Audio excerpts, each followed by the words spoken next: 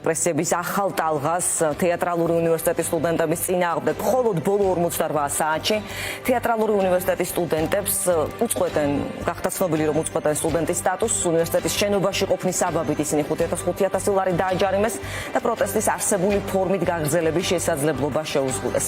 ყველაფერი დაიწყო კვირას გუშინ. უნივერსიტეტის ადმინისტრაციამ სტუდენტებს, რომლებიც 80 დღეზე მეტია ღამეს ათევენ ფოიეში, პროტესტის ნიშნად დაკავებული სივრცის გამოთავისუფლება ინფექციის მიზეზით მოსთხოვეს. სტუდენტების თანახმად მათ ადმინისტრაციამ შესთავაზა ალტერნატიული, მაგრამ ძალიან მცირე სივრცე, სადაც ფაქტობრივად იყო შეუძლებელი ამდენი სტუდენტის განთავსება. ადგილზე პოლიცია გამოიძახეს 3ჯერ. მეორეჯერ სტუდენტები უკვე 5,500 ლარი დააჯარიმეს. ახალგაზრდები ოცნების მიერ ახლახან მიღებული კანონით დასაჯეს, რომელიც დახურულ სივრცეში არასანქცირებული პროტესტის გამართვას კრძალავს. ამის შემდეგ უკვე სტუდენტები ამბობდნენ, რომ ისინი შეიძლება დაეპატიმრებინათ კიდეც. ბრძოლის ახალ ეტაპზე გადავდივართ, თქვენს ახალგაზრდებმა და დატოვეს ამის შემდეგ გუშინ შენობა.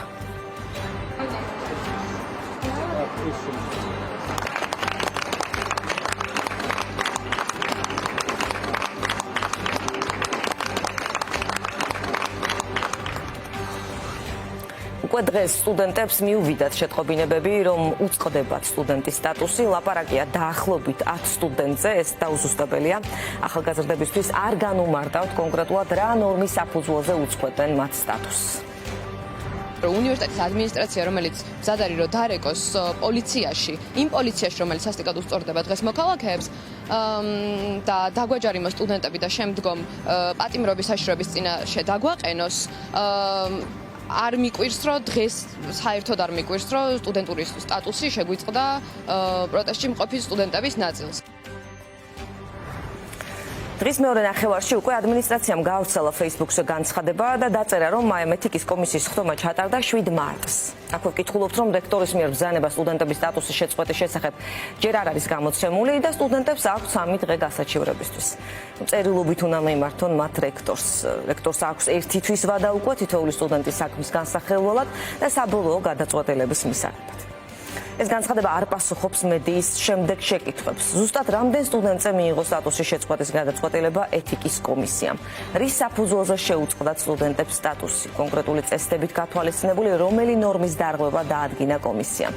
კომისიიდან კონკრეტულად ვინ იმუშავა ამ გადაწყვეტილების გამოტანაზე?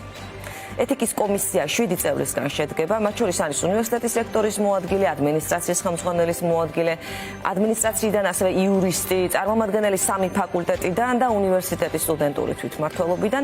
მოადგილის პოზიციას ახლა იკავებს გიორგი მარგველაშვილი. ის არის მარჯანიშვილის თეატრის ხელმძღვანელი. კომისიაში ასევე გიორგი სიხარულიძე, პროფესორი, ის წულუკიანმა დანიშნა დმანისის თეატრის სამხატვრო ხელმძღვანელად, მანამდე რეპრესიებზე საუბრობდა ლაშა ჩხვირმიანი.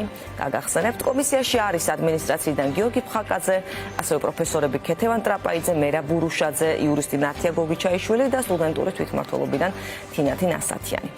ჩვენ არ ვიცით ამ შემადგენლობიდან ვინ ესწრებოდა სხდომას, ან ვინ დააფიქსირა საკუთარი პოზიცია სტუდენტების სასარგებლოდ ან საწინააღმდეგოდ. არ გვინახავს პერსონალურად რექტორის გიორგი შალუტაშვილის გამოხმაურება.